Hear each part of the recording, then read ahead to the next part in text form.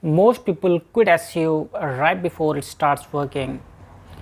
They publish a few pages, wait a couple of months, see no rankings, and then concludes SEO doesn't work. But the reality is very different. A lot of people expect SEO to work like ads.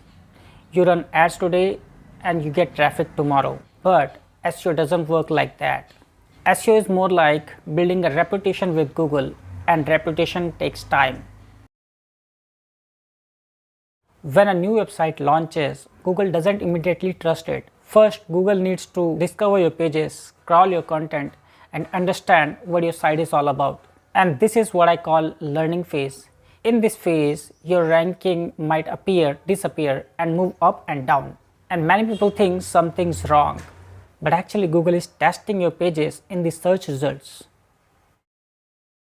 And after some time, something interesting starts happening.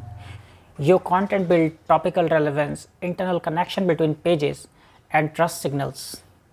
And slowly, your ranking starts becoming stable, and that's when the momentum begins. SEO often feels slow at the beginning, but when the foundation is built properly, the results start compounding over time. And that's why the websites that stay consistent wins in the long run. So if your website isn't ranking yet, don't panic too early.